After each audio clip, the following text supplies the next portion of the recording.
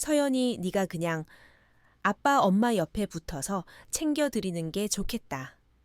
네 상황에 매달 돈 내는 것도 부담일 테니. 오빠의 목소리는 법정에서 최종 판결을 내리는 검사처럼 낮고 단호했다. 낡은 거실에 공기를 가르며. 그 말은 내 인생에 대한 최종적인 가치 평가처럼 울려 퍼졌다. 맞은편 소파에 앉은 동생 서아는 동정심과 우월감이 뒤섞인 미묘한 표정으로 고개를 끄덕였다.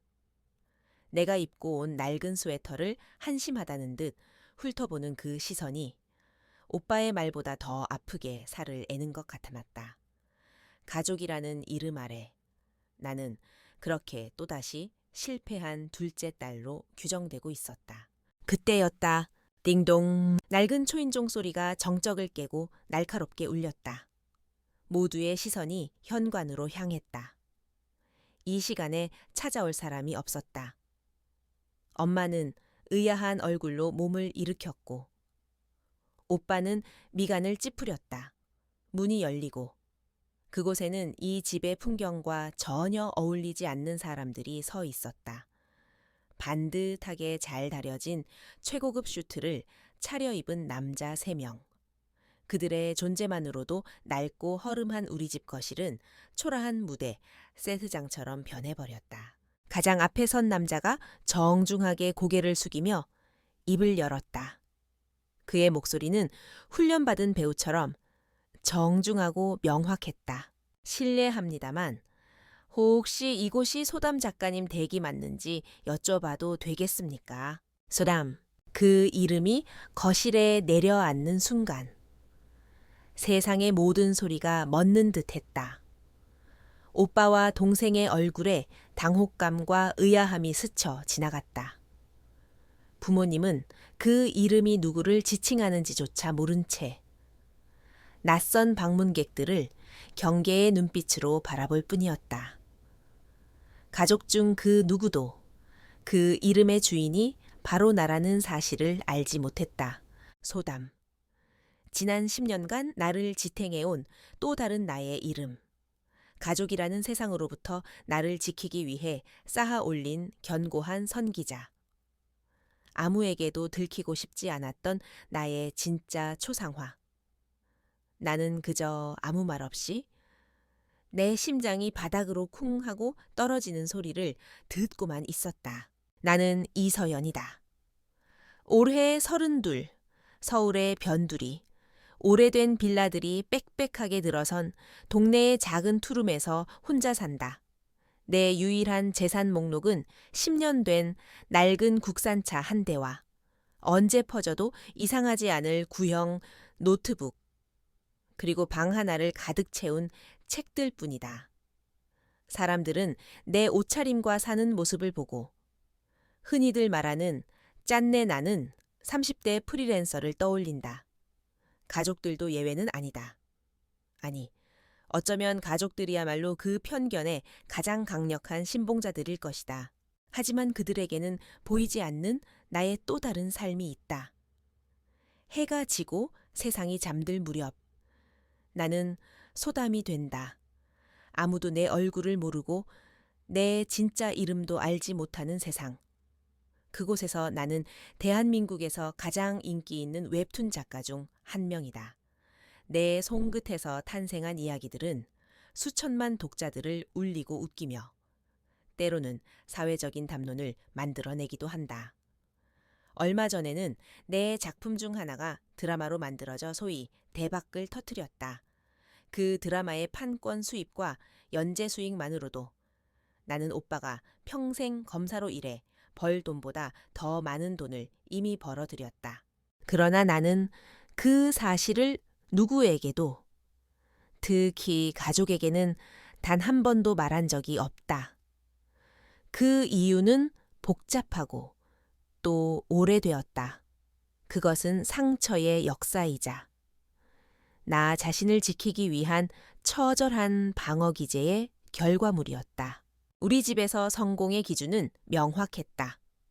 첫째 아들 이진석, 그리고 막내딸 이서아.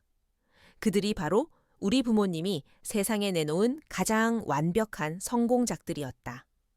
오빠는 명문대를 졸업하고 사법고시에 패스해 모두의 자랑인 검사가 되었다. 권력과 명예, 안정적인 미래. 오빠는 부모님이 원하는 모든 것을 갖춘 아들이었다. 동생 서아는 빼어난 미모를 바탕으로 국내 굴지의 유통 재벌가 아들과 결혼했다. 그녀의 삶은 SNS와 잡지를 통해 화려하게 중계되었고, 명품과 사교 파티로 점철된 그녀의 일상은 부모님의 또 다른 자부심이었다. 그리고 그 사이에 내가 있었다. 둘째 딸, 이서연. 나는 어릴 때부터 늘 무언가 부족하고 어딘가 모자란 아이였다. 오빠처럼 명석하지도, 동생처럼 예쁘고 사교적이지도 않았다. 내가 유일하게 잘하고 좋아했던 것은 그림을 그리고 이야기를 만드는 일이었다. 하지만 부모님에게 그것은 밥 벌어먹고 살 수 없는 뜬구름 잡는 취미일 뿐이었다. 내가 미대에 진학하겠다고 했을 때 아버지는 처음으로 나에게 실망감을 드러내셨다. 그런 걸로 뭘 해서 먹고 살겠다고. 그냥 안정적인 궤에 가서 좋은데 취직할 생각이나 해라.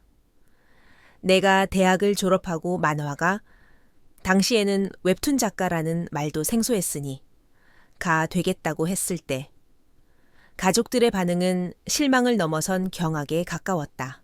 너 정말 제정신이니 오빠 반만이라도 좀 닮아봐라.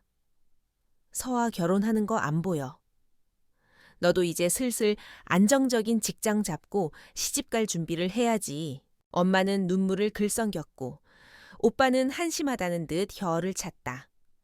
네가 아직 세상을 몰라서 그래. 그러다 큰 코 다친다. 동생은 대놓고 나를 비웃었다. 언니, 아직도 꿈꾸는 소녀인 줄 알아. 그들의 세상에서 나의 꿈은 존재 가치가 없었다. 그날 이후 나는 내 꿈을 마음속 가장 깊은 곳에 숨겼다. 그리고 그들 앞에서는 철저히 실패한 딸을 연기하기 시작했다. 그들이 원하는 대로 나는 변변찮은 아르바이트를 전전하는 것처럼 보였고 작은 월세방에서 근근히 살아가는 것처럼 행동했다. 그것이 그들을 안심시키는 유일한 방법이었고 동시에 나의 진짜 삶을 지킬 수 있는 유일한 방법이기도 했다. 나는 소담이라는 이름 뒤에 숨어 밤새도록 그림을 그리고 이야기를 썼다. 내 이야기가 처음으로 작은 플랫폼에 연재되던 날, 나는 혼자 방에서 소리 없이 울었다. 내 작품이 인기를 얻고 수입이 늘어나도 나는 내 생활을 바꾸지 않았다. 여전히 낡은 차를 몰고 저렴한 옷을 입었다. 가족들의 동정과 무시를 감수하는 편이 나의 성공을 증명하고 그들의 가치관과 싸우는 것보다 훨씬 더 쉬웠기 때문이다. 그들의 세상에서 나는 영원히 실패한 존재로 남는 편이 내 내면의 평화를 지키는 데 더 유리했다. 그렇게 나는 두 개의 삶을 위태롭게 저글링하며 10년이라는 세월을 버텨왔다. 그러던 어느 날 오빠에게서 전화가 걸려왔다. 아버님의 치매 증상이 심해지고 어머님의 건강도 나빠져서 더 이상 두 분만 시골집에 계시게 할 수 없다는 이야기였다. 가족 회의를 소집할 테니 당장 내려오라는 명령에 가까운 통보였다. 나는 그 전화를 받고 오랫동안 잊고 지냈던 이서연의 역할로 돌아갈 준비를 해야만 했다. 나의 갑옷이자 감옥이었던 소담의 세계를 잠시 벗어나 상처뿐인 가족이라는 전쟁터로 다시 걸어 들어갈 시간이었다.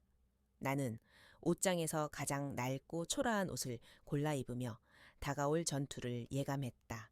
가족 회의가 소집된 주말 아침, 나는 옷장 문을 열고 한참을 망설였다. 그 안에는 두 개의 세상이 공존하고 있었다.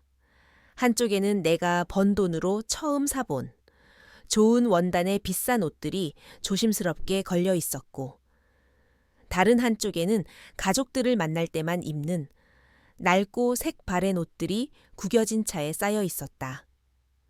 그것은 나의 분열된 자아를 보여주는 풍경과도 같았다. 나는 망설임 없이 낡은 옷 더미에서 무릎이 살짝 나온 회색 트레이닝 바지와 목이 늘어난 티셔츠를 꺼내 입었다. 이서연이라는 역할에 가장 잘 어울리는 의상이었다. 거울에 비친 내 모습은 누가 봐도 돈 없고 미래 없는 안쓰러운 32살의 모습이었다. 나는 그 모습에 묘한 안도감을 느끼며 낡은 캔버스 가방을 메고 집을 나섰다. 서울을 벗어나 부모님이 계신 시골집으로 향하는 길은 언제나 마음을 무겁게 했다. 차창 밖으로 스쳐 지나가는 풍경들은 변함이 없었지만 그 풍경을 바라보는 내 마음은 10년 전 집을 나올 때와 조금도 달라지지 않았다. 나는 여전히 가족이라는 이름 앞에서 작아지고 움츠러드는 이서연일 뿐이었다. 시골집 마당에 들어서자 익숙한 풍경과 함께 낯선 고급 세단 2대가 나를 맞았다. 오빠와 동생의 차였다. 그 차들은 마치 자신들의 성공을 과시하듯 낡은 우리 집 마당을 위압적으로 차지하고 있었다. 나는 내 10년 된 소형차를 그들 옆에 조심스럽게 주차했다. 마치 거인들 틈에 낀 난쟁이처럼 내 차는 초라하기 그지없었다. 현관문을 열고 들어서자 거실의 공기가 순간 싸늘하게 식는 것이 느껴졌다. 소파에 앉아있던 오빠와 동생, 그리고 동생의 남편인 제부가 나를 돌아보았다. 그들의 시선에는 반가움 대신 익숙한 동정과 한심함이 뒤섞여 있었다. 이제 오냐, 오빠의 첫마디였다. 그는 팔짱을 낀 채 나를 위아래로 훑어보았다. 검사라는 직업이 그에게 권위적인 말투를 선물한 것인지 아니면 원래 그런 사람이었는지 이제는 헷갈릴 지경이었다. 언니, 꼴이 그게 뭐야? 오는 길에 어디 밭일이라도 하고 왔어. 동생 서아가 날카로운 목소리로 쏘아붙였다. 그녀는 머리부터 발끝까지 완벽하게 세팅된 모습이었다. 그녀가 입고 있는 트위드 재킷과 진주 목걸이는 우리 집 거실에 낡은 소파와 극명한 대조를 이루었다. 오는 길이 좀 막혔어. 나는 변명처럼 중얼거리며 신발을 벗었다. 차를 바꿀 때가 되긴 했나 보네. 하긴 네가 무슨 돈이 있어서. 오빠는 보란 듯이 자기 차 키를 테이블 위에 던지며 말했다. 그의 손목에 번쩍이는 명품 시계가 내 눈을 찔렀다. 부모님은 방 안에서 기척도 없으셨다. 아마도 오빠가 미리 언지를 해둔 모양이었다. 오늘 이 자리는 우리 3남매가 모든 것을 결정하고 부모님께는 통보만 하는 자리가 될 것이라는 것을 나는 직감했다. 나는 그들의 맞은편, 가장자리의 낡은 보조의자에 조용히 앉았다. 마치 피고인석에 앉은 죄인처럼 본격적인 재판이 시작되기 전 잠시 동안 어색한 침묵이 흘렀다. 그 침묵을 깬 것은 서아였다. 언니, 이거 써. 서아는 명품 가방에서 작은 쇼핑백 하나를 꺼내 나에게 툭 던졌다. 그 안에는 유명 백화점의 상품권이 들어 있었다. 그걸로 옷이라도 좀 사 입어. 사람 꼴을 하고 다녀야 어디 가서 면접이라도 보지 않겠어. 내가 언니 생각해서 특별히 챙겨온 거야. 그녀의 목소리에는 시혜를 베푸는 자의 오만함이 가득했다. 나는 아무 말 없이 상품권을 가방에 집어넣었다. 고맙다는 말도 화를 내는 말도 하지 않았다.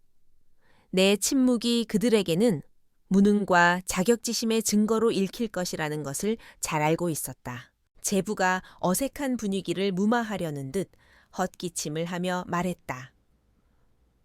처형, 요즘은 무슨 일 하세요?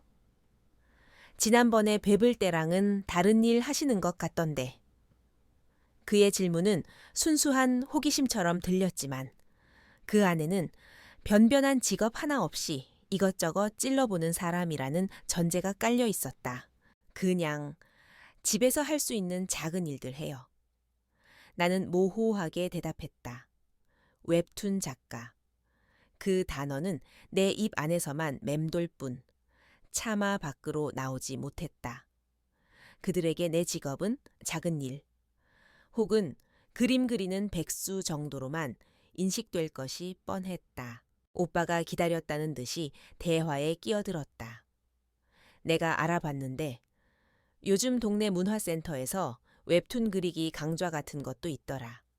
내 실력으로 애들 가르치는 정도는 할 수 있지 않겠어. 그것도 경력이 될 수 있으니 한번 알아봐. 내가 센터장이랑 잘 아는 사이야. 그는 진심으로 나를 돕고 싶다는 표정을 짓고 있었다. 그 선의가, 그 무지함이 나를 더 비참하게 만들었다. 대한민국 최고의 웹툰 작가에게 동네 문화센터 강사 자리를 알아봐 주겠다는 오빠. 이것은 코미디인가? 아니면 비극인가? 나는 낡은 찻상 위의 노인. 손때에 묻은 찻잔들을 바라보았다. 이 집의 모든 물건에는 나와 오빠, 동생의 시간이 함께 묻어 있었다. 함께 웃고, 울고, 다투었던 기억들. 하지만 어느 순간부터 우리는 서로 다른 세상의 언어를 쓰기 시작했다. 그들의 언어는 성공, 지위, 돈이었고, 나의 언어는 그들이 결코 이해할 수 없는 꿈, 이야기, 그림이었다. 우리는 같은 공간에 앉아 있었지만 서로를 전혀 보지 못하고 있었다. 낡은 벽시계의 초침 소리만이 유난히 크게 들려왔다. 가족이라는 이름 아래 모였지만 이곳에는 어떤 따스함도, 유대감도 존재하지 않았다. 오직 냉정한 평가와 일방적인 동정, 그리고 보이지 않는 계급만이 존재할 뿐이었다. 나는 오늘 이 지긋지긋한 연극의 마지막 장이 될지도 모른다는 예감에 사로잡혔다. 그리고 그 예감은 곧 현실이 되려 하고 있었다. 어색한 전의가 끝나고 오빠는 드디어 본론으로 들어갔다. 그는 익숙한 손길로 서류 가방에서 최신형 노트북을 꺼내 테이블 위에 올려놓았다. 낡고 흠집 가득한 우리 집 찻상 위에서 매끈한 알루미늄 몸체의 노트북은 마치 다른 시대에서 온 유물처럼 이질적인 빛을 뿜었다. 화면이 켜지고 오빠가 직접 만들었다는 파워포인트 파일이 열렸다. 제목은 부모님 노후 케어 방안 및 재정 계획이었다. 그는 더 이상 나의 오빠가 아니었다. 유능하고 냉철하며 모든 것을 통제하려는 검사 이진석이었다. 본론부터 말하지. 오빠는 안경을 고쳤으며 좌중을 압도하는 특유의 낮은 목소리로 말했다. 아버지의 인지 능력 저하 속도는 예상보다 훨씬 빠르다. 얼마 전 병원 검사 결과 초기 치매가 아니라 중기 진입 단계로 보인다는 소견이 있었어. 어머님은 고관절 문제뿐만 아니라 종합적인 내과 진료와 장기적인 재활 치료가 시급한 상황이다. 더 이상 두 분을 이 집에 모시는 건 반김이자 학대에 가까워. 그의 말은 한치의 감정도 섞이지 않은 사실의 나열이었다. 하지만 그 차가운 사실들이 내 가슴에는 칼날처럼 날아와 박혔다. 그는 마치 부모님을 분석하고 처리해야 할 하나의 사건처럼 다루고 있었다. 화면이 바뀌었다. 화면에는 최고급 요양, 병원과 실버타운들의 전경 사진이 나타났다. 푸른 잔디밭, 호텔처럼 웅장한 건물, 그리고 다양한 편의 시설들. 오빠는 각 시설의 장단점과 의료진 수준, 그리고 입주 조건 등을 막힘없이 설명했다. 그가 제시한 곳들은 모두 평범한 사람들은 이름조차 들어보지 못했을 법한 상위 1%를 위한 곳들이었다. 우리가 고려해야 할 건 단순한 요양이 아니야. 품위 있는 노후, 최고의 의료 서비스, 그리고 안정적인 환경이다. 이 세 가지 조건을 모두 충족하는 곳은 이 세 군데로 압축된다. 서아와 제부가 고개를 끄덕이며 화면을 유심히 들여다보았다. 그들의 얼굴에는 역시 우리 수준에 맞는 곳이라는 만족감이 서려 있었다. 나는 그저 침묵을 지켰다. 내 의견을 묻는 사람은 아무도 없었다. 나는 이 결정 과정에서 완벽한 방청객이었다. 마지막 슬라이드가 떴다. 그것은 비용 분석표였다. 입주 보증금 수억 원에 매달 들어가는 생활비와 의료비가 1,000만 원 단위를 훌쩍 넘어서고 있었다. 표를 보는 엄마의 얼굴이 하얗게 질리는 것을 상상했지만 다행히 부모님은 이 자리에 없었다. 이게 우리가 앞으로 감당해야 할 최소한의 비용이다. 오빠는 비장한 표정으로 말했다. 마치 거대한 희생을 감수하는 가장처럼. 그래서 분담은 어떻게 할 건데? 서아가 가장 현실적인 질문을 던졌다. 오빠는 기다렸다는 듯이 대답했다. 이 비용의 50%는 내가 부담하겠다. 내 연봉과 그동안의 저축으로 충분히 감당 가능한 수준이야. 그는 충분히 감당 가능이라는 말에 힘을 주었다. 서아가 곧바로 말을 받았다. 우리 쪽에서는 40% 정도 생각하고 있어요. 아버님께 말씀드렸더니 자식된 도리인데 그 정도는 당연히 해야 한다고 흔쾌히 허락하셨고요. 그녀는 교묘하게 시아버지의 재력을 과시하며 자신의 몫을 거뜬히 해내는 유능한 며느리의 역할을 수행했다. 50%와 40%, 합계 90%, 남은 것은 10%였다. 그 순간 거실의 모든 시선이 내게로 향했다. 나는 그 시선들의 무게를 온몸으로 견뎌내야 했다. 그들의 눈빛은 명확한 메시지를 담고 있었다. 너는 저 돈을 감당할 수 없겠지. 역시나 오빠는 나에게 지불 능력을 묻는 대신 동정의 목소리를 꺼내 들었다. 서연아, 남은 게 10%인데 대충 계산해 보니 매달 200만 원이 좀 넘는 금액이야. 네 상황에 이건 무리라는 거 오빠가 잘 안다. 그의 목소리는 한없이 부드러웠지만 그 부드러움 속에 담긴 무시와 단정이 나를 아프게 찔렀다. 서아가 맞장구를 쳤다.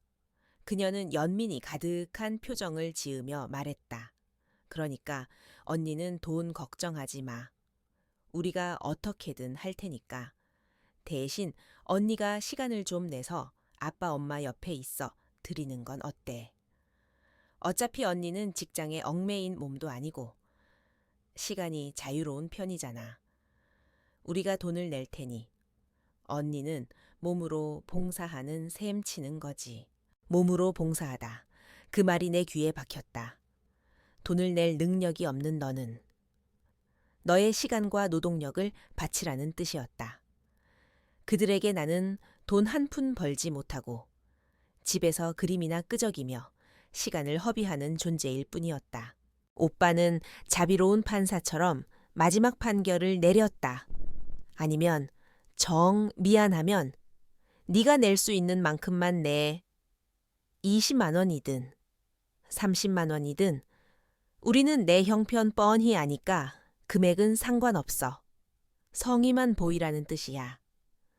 괜히 무리해서 너까지 생활고에 시달리는 꼴은 보고 싶지 않다.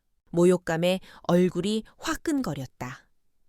그들은 나를 어른으로, 동등한 가족의 구성원으로 대하고 있지 않았다. 그들은 나를 구제가 필요한 철없는 아이로 취급하고 있었다. 그들의 눈에는 내 자존심 따위는 보이지 않는 모양이었다. 나는 분노로 떨리는 손을 무릎 아래로 감췄다. 소리치고 싶었다. 당신들이 평생 벌어도 못 만져볼 돈을 나는 이미 벌었다고. 당신들이 최고라고 생각하는 그 요양병원. 내가 원하면 통째로 사버릴 수도 있다고. 하지만 나는 입을 열지 않았다. 대신 그들의 연극을 끝까지 보기로 마음먹었다. 그들이 스스로 만들어낸 실패한 이서연이라는 각본을 어디까지 밀어붙이는지 보고 싶었다. 그들의 오만함이 어디까지 치닫는지 그 바닥을 확인하고 싶었다. 나는 천천히 고개를 들었다. 그리고 내 인생 최악의 연기를 시작했다. 알겠어. 오빠, 서아야. 그렇게까지 생각해줘서 고마워. 내가 뭘 할 수 있을지 생각해 볼게. 내 목소리는 가늘게 떨렸고 내 눈빛은 슬픔과 자격지심으로 가득 차 있었다. 그들은 내 완벽한 연기에 만족스러운 표정을 지었다. 그들은 자신들의 승리를, 자신들의 관대함을 확인하며 안도했다. 나는 그들의 얼굴을 하나하나 마음속에 새겼다. 이 순간을, 이 모욕감을 나는 결코 잊지 않을 것이다. 그리고 잠시 후, 이 지긋지긋한 연극의 막을 내릴 마지막 배우가 등장할 것이라는 것을 이들은 아무도 모르고 있었다. 내 영희는 완벽했다. 체념과 슬픔이 뒤섞인 내 대답에 오빠와 동생은 만족스러운 표정을 지었다. 그들은 자신들이 베푼 관용에 스스로 도취한 듯 보였다. 오빠는 이제 모든 것이 해결되었다는 듯 노트북을 닫으려 했다. 이 지긋지긋한 가족회의. 아니, 이서연 재판은 그렇게 그들의 승리로 막을 내리려는 참이었다. 바로 그 순간이었다. 띵동, 낡고 쇳소리 섞인 초인종이 내려앉은 거실의 공기를 세차게 흔들었다. 모두의 미간이 찌푸려졌다. 이 시간에 이 시골집에 찾아올 사람은 없었다. 누구지? 엄마가 불안한 목소리로 중얼거렸다. 오빠는 짜증이 역력한 얼굴로 현관을 향해 턱짓을 했다. 엄마, 누구인지 좀 보고 와요? 이상한 사람이면 그냥 보내고 문을 열자. 그곳에는 앞서 말했듯 이 세상의 사람들이 아닌 것 같은 남자 셋이 서 있었다. 나는 그들의 등장을 예상하고 있었음에도 불구하고 심장이 철렁 내려앉는 것을 느꼈다. 드디어 올 것이 왔구나. 내 길고 길었던 연극이 끝나는 순간이 가장 앞에 선 40대 중반으로 보이는 남자가 정중하게 고개를 숙이며 물었다. 실례합니다만 혹시 이곳이 소담 작가님 댁이 맞는지 여쭤봐도 되겠습니까? 소담. 그 이름에 거실의 모든 움직임이 멎었다. 소담이요? 엄마가 되물었다. 그런 사람 여기 안 사는데요. 사람 잘못 찾아오셨어요. 오빠는 성큼성큼 현관으로 걸어갔다. 그는 검사의 위압적인 태도로 그들을 위아래로 훑었다. 무슨 일로 오셨습니까? 주소를 잘못 아신 것 같은데. 여기는 그런 분 안 계십니다. 돌아가 주시죠. 하지만 남자는 오빠의 권위적인 태도에 조금도 위축되지 않았다. 그는 의아하다는 표정을 지으며 최고급 가죽 서류 가방에서 서류 한 장을 꺼내 들었다. 이상하군요. 저희는 분명 소담 작가님께서 직접 전달해 주신 주소로 찾아왔습니다만 그러더니 그는 오빠의 어깨 너머로 집 안을 살피다. 구석에 앉아있는 나와 눈이 마주쳤다. 아, 혹시 이서연 씨 되십니까? 갑자기 모든 시선이 내게로 쏟아졌다. 오빠와 동생의 눈에는 네가 저런 사람들이랑 무슨 상관인데? 라는 노골적인 의문이 담겨 있었다. 나는 천천히 자리에서 일어섰다. 내가 대답하기도 전에 남자는 오해를 풀려는 듯 정중하게 자기소개를 했다. 그는 아마도 이 집안의 복잡한 사정을 전혀 모른 채 단지 자신의 업무를 신속하게 처리하고 싶었을 것이다. 늦게 인사드렸습니다. 저는 법무법인 세종의 김영훈 변호사입니다. 소담 작가님의 법률 대리인으로서 오늘 최종 서류 확인을 위해 방문했습니다. 법무법인 세종. 대한민국 1, 2위를 다투는 로펌의 이름이 나오자 오빠의 얼굴이 순간 굳어졌다. 그 역시 법조계에 몸담고 있는 사람으로서 그 이름의 무게를 모를 리 없었다. 소담 작가. 법률 대리인이요. 그게 이서연 씨랑 무슨 상관입니까? 제부가 조심스럽게 물었다. 김영훈 변호사는 이제 모든 상황을 이해했다는 듯 여튼 미소를 지으며 나를 향해 말했다. 작가님, 아직 가족분들께 말씀을 안 하셨나 봅니다. 제가 대신 설명해 드려도 괜찮겠습니까? 나는 아무 말 없이 고개를 끄덕였다. 이제 주사위는 던져졌다. 김 변호사는 거실로 들어와 가족들을 향해 다시 한번 정중하게 고개를 숙였다. 다시 인사드리겠습니다.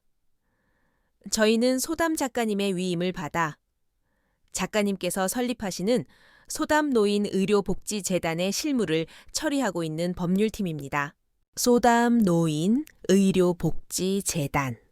생전 처음 들어보는 단어의 조합에 가족들은 그저 멍한 표정으로 서 있을 뿐이었다. 김 변호사는 그들의 침묵을 긍정의 의미로 받아들인 듯 서류를 펼치며 설명을 이어갔다. 소담 작가님께서는 최근 완결된 작품 푸른 숲의 시간의 드라마 판권 계약금 및 인쇄 수익 전액과 그동안의 작가 활동 수익금 일부를 더해 총 50억 원 규모의 공익재단을 설립하기로 결정하셨습니다. 50억, 그 숫자가 발음되는 순간 나는 서아의 입이 벌어지는 것을 보았다. 그녀의 완벽했던 화장이 무너지는 순간이었다. 오빠의 얼굴에서는 핏기가 사라지고 있었다. 그는 마치 유령이라도 본 사람처럼 나와 김 변호사를 번갈아 쳐다보았다. 김 변호사의 설명은 계속되었다. 본 재단은 저소득층 노인성 질환 환자들을 위한 의료 지원을 주된 목적으로 합니다. 특히 작가님의 뜻에 따라 작가님의 부모님께서 연고가 있으신 이 지역의 국립대학병원 노인성 질환센터에 집중적으로 후원을 진행하여 시설 현대화 및 전문 의료진 확충에 기여할 예정입니다. 오늘 저희가 방문한 것은 재단 설립 최종 인가 서류에 작가님의 날인을 받기 위함입니다. 국립대학병원 노인성 질환센터. 그것은 불과 1시간 전 오빠가 부모님을 모셔야 한다며 침을 튀겨가며 설명했던 바로 그곳이었다. 모든 조각이 맞춰지고 있었다. 소담, 인기 웹툰 작가, 드라마 판권 대박, 50억, 재단 설립, 그리고 그 모든 것의 중심에 그들이 평생을 무시하고 동정해왔던 딸, 이서연이 있었다.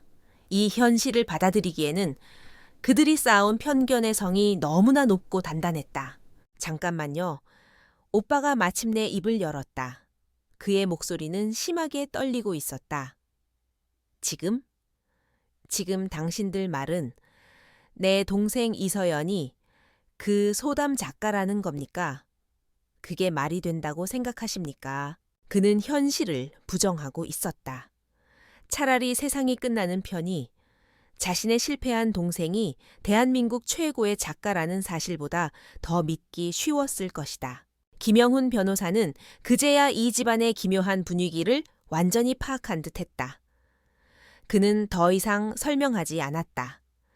대신 서류 가방에서 또 다른 서류 뭉치를 꺼내 오빠에게 건넸다.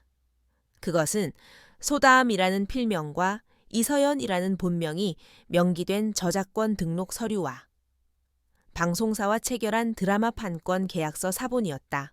오빠는 떨리는 손으로 서류를 받아들었다. 그의 눈동자가 믿을 수 없는 현실을 확인하며 빠르게 움직였다. 계약서에 적힌 금액, 그리고 그 옆에 찍힌 이서연이라는 이름 석자. 그는 서류를 떨어뜨릴 뻔했다. 김 변호사는 이제 모든 시선이 쏠린 나를 향해 조용히 만년필과 서류를 내밀었다. 작가님, 이쪽에 서명해 주시면 됩니다. 나는 만년필을 받아들었다. 그 차가운 감촉이 비로소 나를 현실로 되돌아오게 했다. 나는 내 앞에 선 가족들의 얼굴을 천천히 둘러보았다. 충격과 불신, 혼란과 배신감, 그들의 얼굴에 떠오른 모든 감정을 나는 하나하나 눈에 새겼다. 그리고 나는 내 진짜 이름으로 서명했다. 이서연. 그것은 내 길고 길었던 연극의 마지막 커튼콜이었다. 김영훈 변호사 일행이 타고 온 검은색 세단이 골목길 너머로 사라지자 우리 집 거실에는 지독한 침묵이 내려앉았다. 그들의 빈자리는 거대한 진공 상태가 되어 집안의 모든 소리를 빨아들이는 듯했다. 낡은 벽시계의 초침 소리조차 들리지 않았다. 우리는 마치 시간이 멈춰버린 흑백 사진 속 인물들처럼 각자의 자리에서 미동도 없이 굳어 있었다. 나는 가족들의 얼굴을 천천히 살펴보았다. 오빠는 소파 등받이에 깊숙이 몸을 기댄 채 텅 빈 눈으로 허공을 응시하고 있었다. 그의 손에는 김 변호사가 건넸던 계약서 사본이 구겨질 듯 쥐어져 있었다. 평생을 논리와 이성, 그리고 서열의 세계에서 살아온 그에게 지금의 이 상황은 이해할 수도 받아들일 수도 없는 초현실적인 사건일 터였다. 그의 견고했던 세상이, 그가 믿어왔던 모든 가치체계가 한순간에 무너져 내리고 있었다. 동생 서아는 휴대폰 화면에서 눈을 떼지 못했다. 그녀의 하얀 손가락이 미친 듯이 화면을 오르내렸다. 소담 작가, 푸른 숲의 시간, 드라마 판권. 그녀는 아마도 이 모든 것이 거짓이기를 바라며 진실을 부정할 단 하나의 단서라도 찾으려 애쓰고 있을 것이다. 하지만 화면을 채우는 것은 그녀의 기대를 배신하는 기사들과 소담이라는 이름에 쏟아지는 찬사뿐일 터. 그녀의 완벽하게 화장된 얼굴 위로 질투와 당혹감, 그리고 깊은 굴욕감이 폭풍처럼 휘몰아치고 있었다. 부모님은 그저 멍하니 나를 바라보고 계셨다. 두 분의 눈에는 혼란과 불신, 그리고 아주 희미한 두려움 같은 것이 어려 있었다. 평생을 당신들의 그늘 아래 걱정과 동정의 대상이었던 둘째 딸. 그 딸이 하루아침에 자신들이 감히 상상조차 할 수 없는 존재가 되어버렸다. 그 사실을 어떻게 받아들여야 할지, 이제 딸을 어떤 눈으로 바라봐야 할지. 두 분은 길을 잃은 아이처럼 보였다. 나는 그 침묵을 깨기로 결심했다. 지난 10년간 나는 언제나 그들의 침묵 앞에서 움츠러들고 도망쳤다. 하지만 오늘은 아니었다. 나는 더 이상 도망치지 않을 것이다. 여기서는 이야기가 힘들겠네요. 내 목소리는 놀랍도록 차분했다.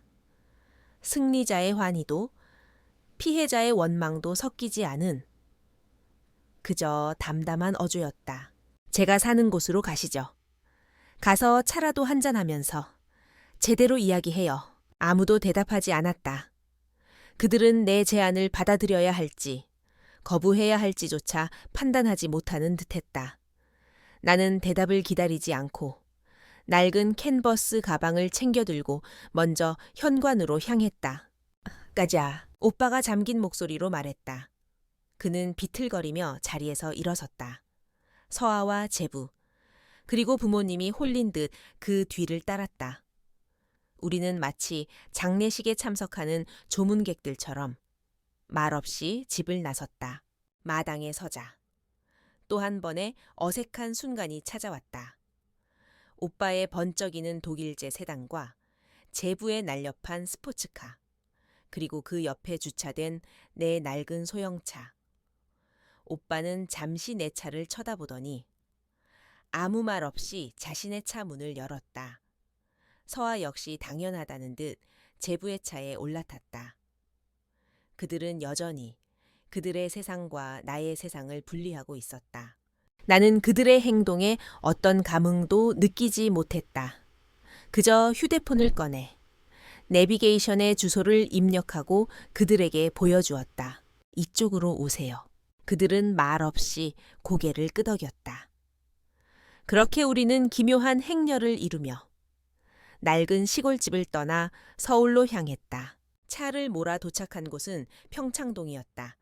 북악산 자락에 자리 잡아 서울의 소음으로부터 한 발짝 비켜나 있는 고즈넉한 동네, 예술가들과 오래된 부자들이 사랑하는 곳, 오빠와 동기생의 화려한 강남과는 다른 조용하고 기품 있는 부촌이었다. 내 차가 멈춘 곳은 높고 단정한 돌담 앞이었다.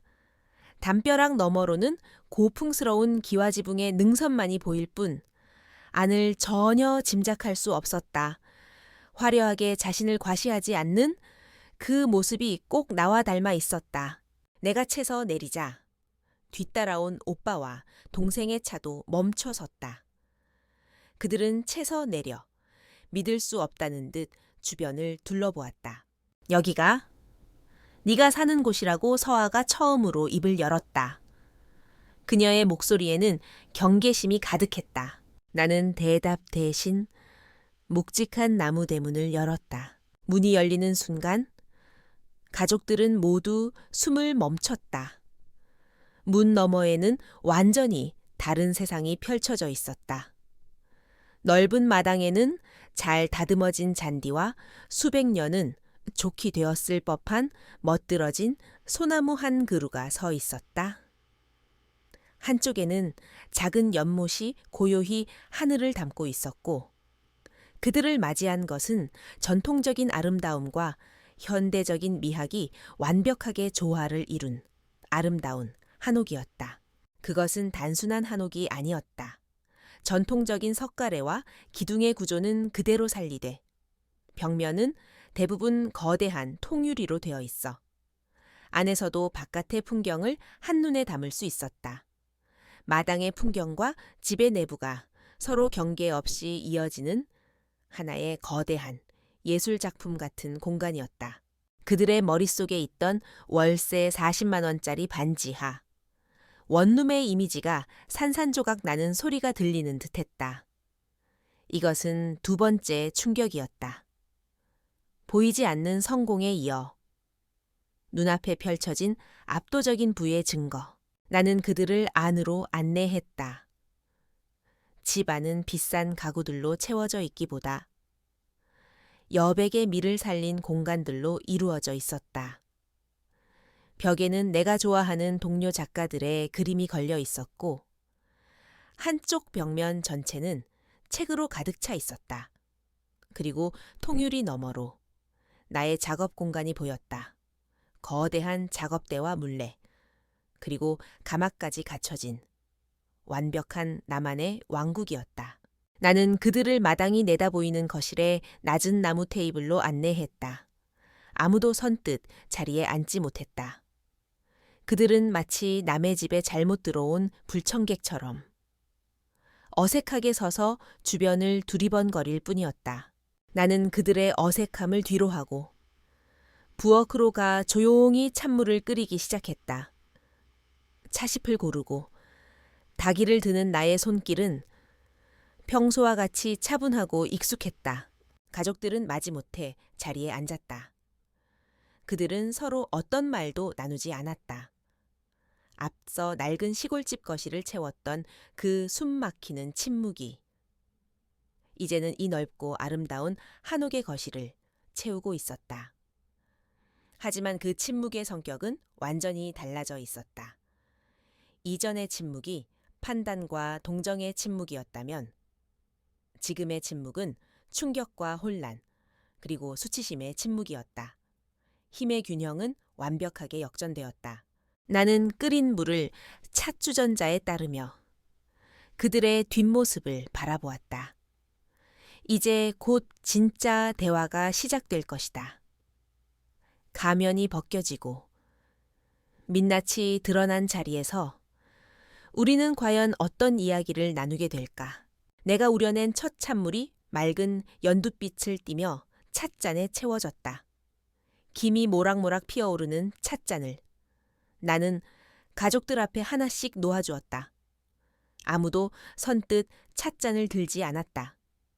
이 아름다운 한옥과 값비싼 닭이와 정성껏 차를 내리는 내 모습, 그 모든 것이 그들에게는 비현실적인 연극의 한 장면처럼 느껴지는 듯했다. 침묵을 깬 것은 역시 오빠였다. 검사로서 수많은 피의자를 신문해왔을 그의 목소리에는 이제 분노와 혼란, 그리고 배신감이 뒤섞여 있었다. 그는 더 이상 감정을 숨기려 하지 않았다. 대체 언제부터였어? 오빠가 나를 똑바로 쳐다보며 물었다. 그의 눈빛은 해답을 요구하는 집요한 검사의 눈빛이었다. 언제부터 우리를, 이 가족을 완벽하게 속여온 거냐고. 속였다는 단어가 내 가슴에 날아와 박혔다. 나는 찻잔을 든 채 희미하게 웃었다. 속인 게 아니야. 오빠. 나는 단지 말하지 않았을 뿐이야. 그게 그거지. 이게 속인 게 아니면 뭔데? 내가 말할 기회는 있었을까? 나는 조용히 되물었다. 내가 나 웹툰 작가가 될 거야 라고 말했을 때 오빠는 뭐라고 했지? 세상 물정 모르는 소리 한다고 했지. 서아 너는 언니. 아직도 정신 못 차렸냐며 비웃었고. 아빠 엄마는 내 꿈이 마치 집안의 수치라도 되는 것처럼 한숨을 쉬셨어. 그게 내가 기억하는 시작이야. 나는 10년도 더 된 과거를 어제 일처럼 생생하게 꺼내놓았다. 내가 처음으로 내 그림으로 돈을 벌었다고. 작은 돈이었지만 기뻐서 이야기했을 때 오빠는 그런 푼돈 말고 안정적인 직장을 구하라고 충고했어. 내가 밤을 새워 마감을 하고 있을 때 엄마는 그러다 몸 상하고 시집도 못 간다고 걱정하셨지.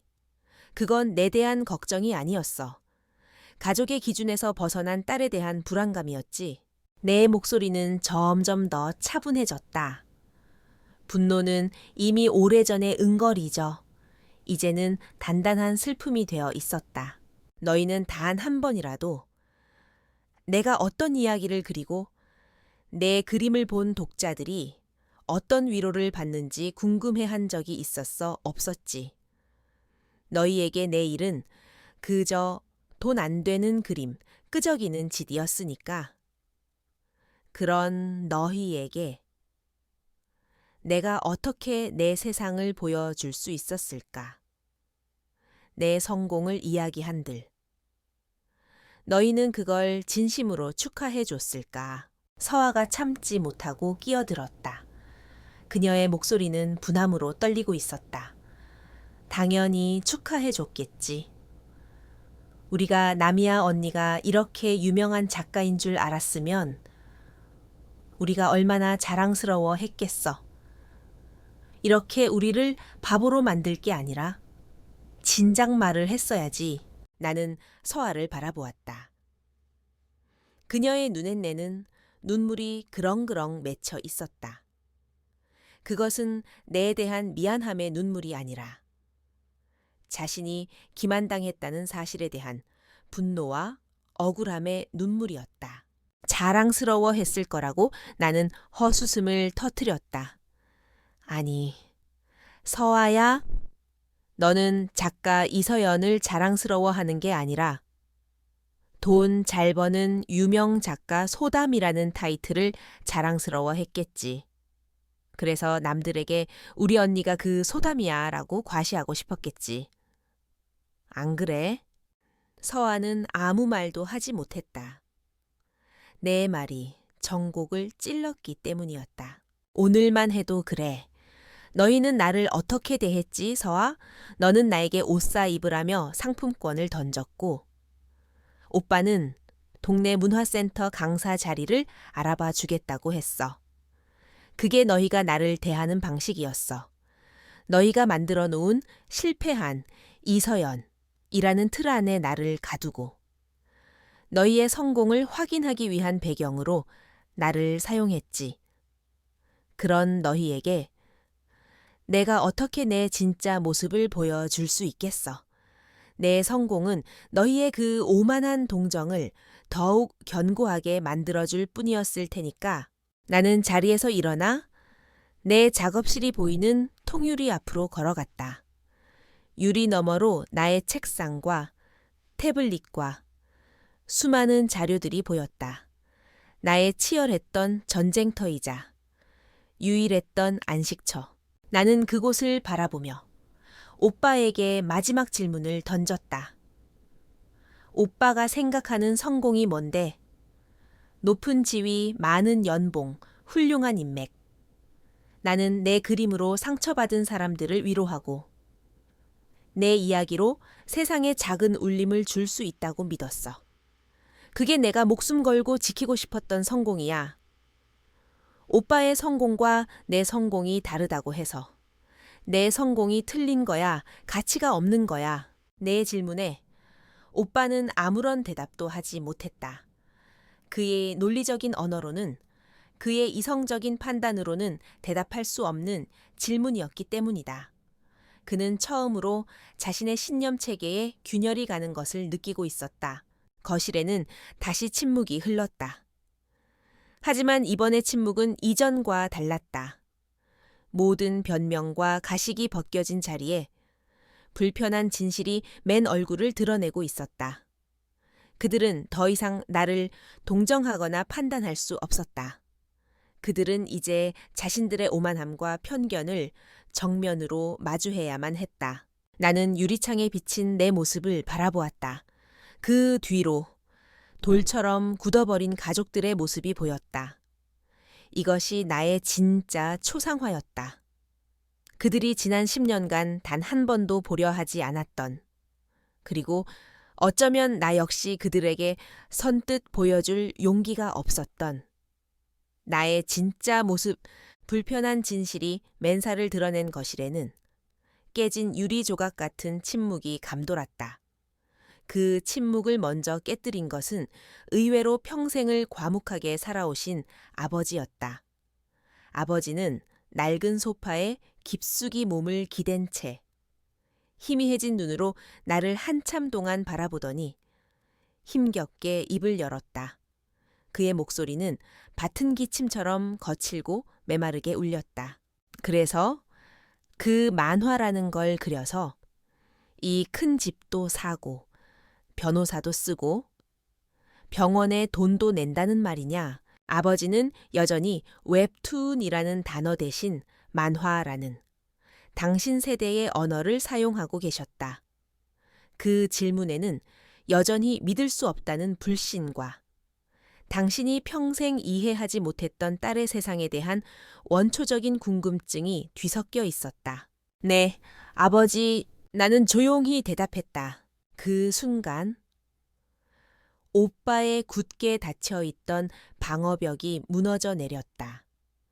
그는 더 이상 냉철한 검사도 권위적인 장남도 아니었다. 그는 그저 길을 잃고 상처받은 한 명의 남자로 돌아와 있었다. 나는 오빠가 고개를 숙인 차에 중얼거렸다. 그의 목소리는 거의 들리지 않을 정도로 작았다. 나는 매일매일이 전쟁이야. 잠자는 시간을 빼면 내 삶의 90%는 내가 싫어하는 인간들을 상대하고 원하지 않는 술자리에 끌려다니고 더 높은 자리에 올라가기 위해 발버둥치는 시간들로 채워져 있어. 그것은 누구도 예상하지 못했던 고백이었다. 가족의 자랑, 성공의 상징이었던 오빠의 입에서 나온 말이라고는 믿기 힘든 날 것 그대로의 자기 부정이었다. 나는 내가 이 길을 선택한 것이 정답이라고 믿었어. 그래야만 했어. 그렇게 믿지 않으면 내 모든 노력이 부정당하는 것 같았으니까. 그래서 너의 다른 길이 더 불안해 보일수록, 더 초라해 보일수록 나는 안도했는지도 몰라. 그것이 내 선택이 옳았다는 증거가 되어 주었으니까. 그의 고백은 전염성이 있었다. 서아가 고개를 숙인 채 작은 목소리로 말을 이었다. 그녀의 손톱은 비싼 네일아트로 장식되어 있었지만 그 손은 지금 초라하게 떨리고 있었다. 사람들은 내가 재벌가 며느리가 돼서 행복할 거라고 생각해. 매일 파티나 하고 명품이나 걸치고 다니는 줄 알지? 맞아. 틀린 말은 아니야. 그런데 그 집에서 나는 이서아가 아니야. 나는 그저 현성그룹의 며느리일 뿐이야. 내가 입는 옷, 내가 만나는 사람, 심지어 내가 하는 말 한마디까지 전부 시어머니의 허락을 받아야 해. SNS에 올리는 행복한 사진들은 전부 연출된 거야. 나는 그 집의 가장 비싼 장식품일 뿐이야. 그녀의 눈에서 마스카라와 함께 검은 눈물이 흘러내렸다. 지난 10년간 나는 처음으로 동생의 진짜 눈물을 보았다.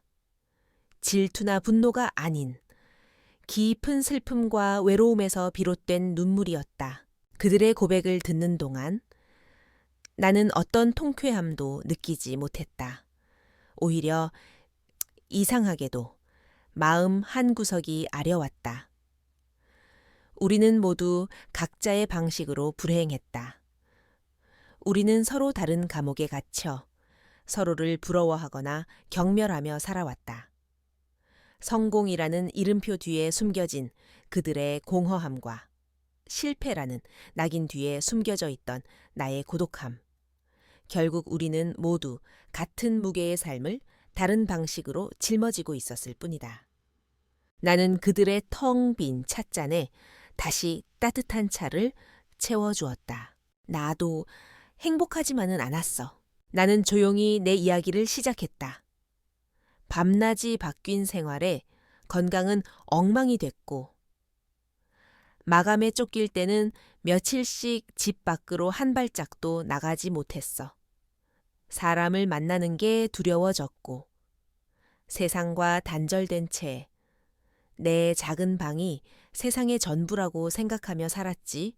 돈은 벌었지만 마음은 늘 가난했어. 그래서 가족들에게 더 인정받고 싶었는지도 몰라. 내 성공을 보여주면, 그러면 나를 좀 다른 눈으로 봐주지 않을까. 나를 좀 더 따뜻하게 안아주지 않을까. 그런 어리석은 기대를 했던 것 같아. 나의 고백에 거실을 채우고 있던 얼음장 같은 공기가 조금씩 녹아내리기 시작했다. 우리는 처음으로 서로의 상처를 들여다보고 있었다. 성공의 갑옷과 실패의 방패를 내려놓고 벌거벗은 민낯으로 서로를 마주하고 있었다. 아버지가 조용히 자리에서 일어나 내 작업실이 보이는 통유리 앞으로 다가갔다. 그는 한참 동안 유리창 너머에 내 세상을 들여다보았다. 그리고 유리창에 비친 내 모습을 향해 나지막이 말했다. 네가 자랑스럽다. 아버지가 평생 나에게 단 한 번도 해주지 않았던 말이었다. 나는 평생 네가 뭘 하고 사는지 이해하지 못했다. 그래서 걱정만 했지. 하지만 이제 보니 너는 네 방식대로 누구보다 치열하게 네 세상을 만들어 왔구나. 아비는 그것도 모르고 아버지의 주름진 눈가에 물기가 어렸다. 그 순간 지난 10년간 내 마음속을 짓누르던 거대한 응거리가 눈 녹듯 스르르 풀려 나가는 것을 느꼈다. 내가 그토록 원했던 것은 어쩌면 50억이라는 돈의 가치를 인정받는 것이 아니었을지도 모른다. 그저 내가 걸어온 이 길 자체를, 나의 삶을 단 한 사람에게라도 온전히 이해받고 싶었던 것뿐이었으리라. 아버지의 그 한마디는 닫혀있던 우리 가족의 모든 문을 열어젖히는 열쇠와도 같았다. 그 말을 신호탄으로 어머니는 소리 없이 눈물을 훔치기 시작했고, 오빠와 동생은 더 이상 아무 말도 잇지 못하고 깊이 고개를 숙였다. 오랫동안 우리를 짓누르던 무겁고 차가운 공기는 따뜻한 차의 김처럼 서서히 흩어지고 있었다. 얼마나 시간이 흘렀을까. 밖에는 여전히 비가 내리고 있었고 한옥의 처마를 타고 떨어지는 빗소리가 고요하게 들려왔다. 나는 자리에서 일어나 부엌으로 향했다. 라면 끓여줄까? 나의 뜬금없는 제안에 모두들 놀란 눈으로 나를 쳐다보았다. 이 무거운 분위기와 이 고급스러운 한옥과 라면이라는 지극히 서민적인 음식의 조합은 너무나도 생경했다. 나는 희미하게 웃으며 말했다. 이럴 땐 그냥 뜨거운 국물 먹는 게 최고야. 어렸을 때 우리 자주 그랬잖아. 비 오는 날, 엄마 없을 때 오빠가 냄비 하나에 라면 3개 끓여서 나눠 먹던 거 기억나. 내 말에. 오빠의 눈동자가 세차게 흔들렸다. 잊고 있던 혹은 잊으려 애썼던 과거의 한 조각이 그의 마음을 건드린 모양이었다. 서아도 제부도 부모님도 아무 말 없이 나를 바라보고 있었다. 나는 부엌으로 가 가장 큰 냄비를 꺼냈다. 오빠가 조용히 다가와 내 옆에 섰다. 내가? 뭐 도울 거 없을까 그의 목소리는 어색했지만 그 안에는 분명 진심이 담겨 있었다. 그럼? 오빠는 파 좀 썰어주어. 나는 그에게 칼과 팔을 건넸다. 평생 법전만 들여다봤을 그의 손이 서툰 칼질을 시작했다. 파의 크기는 제각각이었지만 나는 아무 말도 하지 않았다. 서아도 어느새 부엌으로 와 있었다. 그녀는 무엇을 해야 할지 몰라 서성이다가 식기 건조대에 놓인 그릇들을 발견했다.